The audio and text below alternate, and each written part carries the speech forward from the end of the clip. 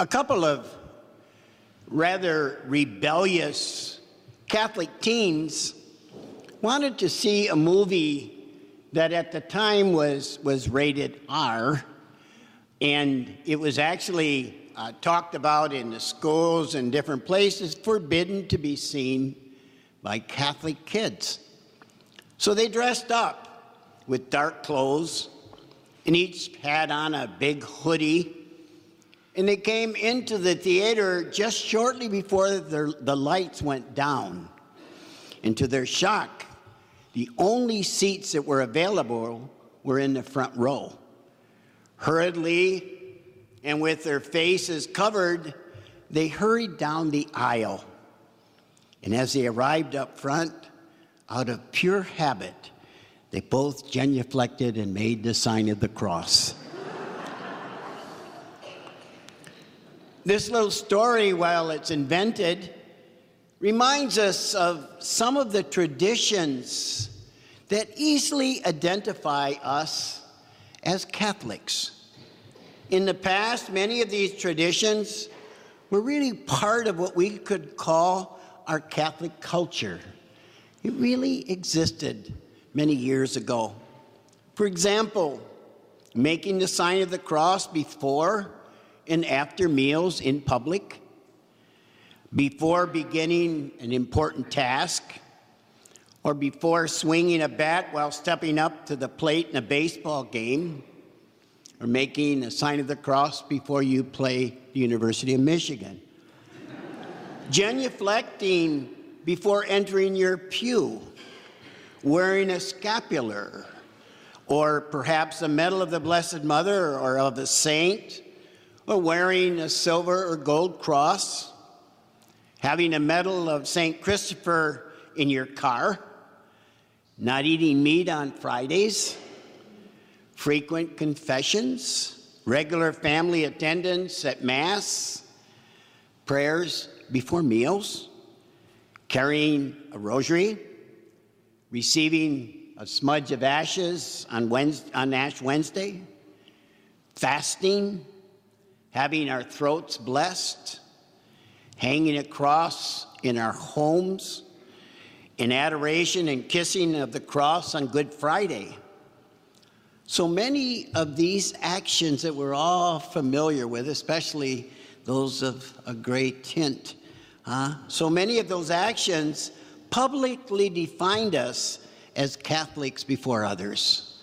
They were things that Catholics did, and we were recognized by that, and we were identified by those kinds of devotions and actions. Now, the Jewish people during the time of Jesus had their traditions that defined them.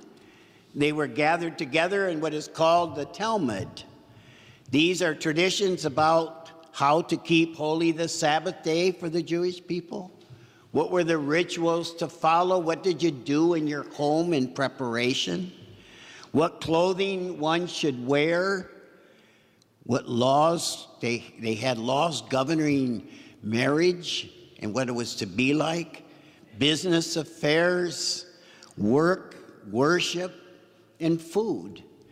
And we heard tonight in the gospel that the apostles weren't observing what was in that Talmud, that you washed your hands before you ate.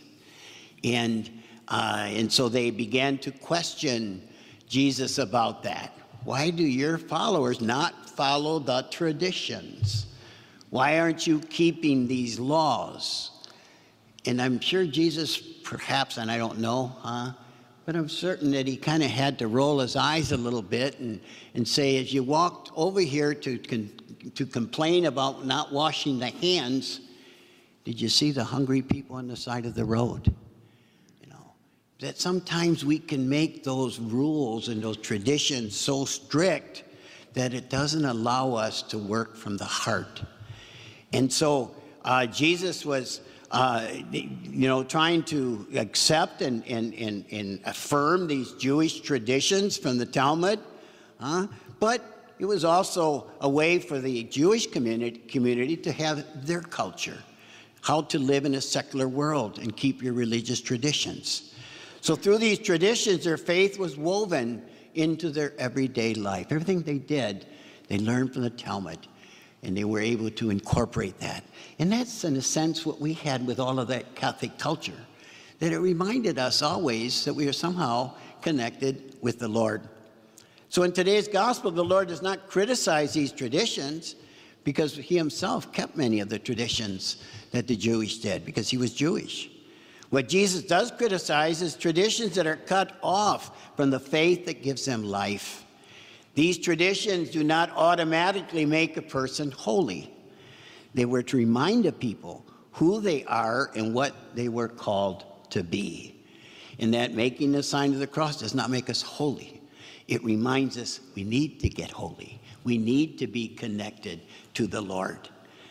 Sometimes in our modern day lives, these religious gestures and actions can get cut off from the faith that gives them meaning. For example, making a sign of the cross before rolling the dice at Four Winds Casino. Or putting St. Christopher medal in your car and then driving recklessly. There is the danger of that. Or praying that before the football game and then going out and saying, I'll go out and kill them, something wrong with that. There's something to be said. But there is danger that our religious practices can become so automatic that they become an unthinking reflex.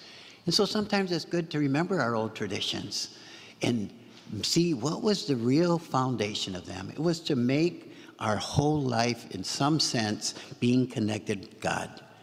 We have in the church a wonderful array of traditions in our Catholic life. They surround the seasons of the year in Advent, in Christmas, and Lent, and Easter. They mark the passages of our life when we're baptized, confirmed, married, anointing of the sick. They weave our faith into our daily lives. These customs and these traditions are ways of sustaining our commitment to Christ and our Catholic identity. Following the Lord is just not that easy in our world today. We should be aware of how easy it is that our faith can slowly recede to the back of the bus in our life. It is there, but in the back somewhere. That is why everything we have in the church, its liturgy, its music, the teaching, the sacramental reminders, the liturgical seasons, the holy days, the gestures, the prayers are all geared to enable us to express and maintain our commitment to Christ. We should respect and embrace the traditions of our faith. They're not little Catholic eccentricities. They're how we stay close to our roots, close to our church, give our faith a concrete shape, and sustain our commitment to Christ. Through them, as St. Paul says today in the second reading, we can welcome the word Jesus Christ into our homes and into our lives. Our biology, our DNA tells us what we are. Our traditions tell us who we are.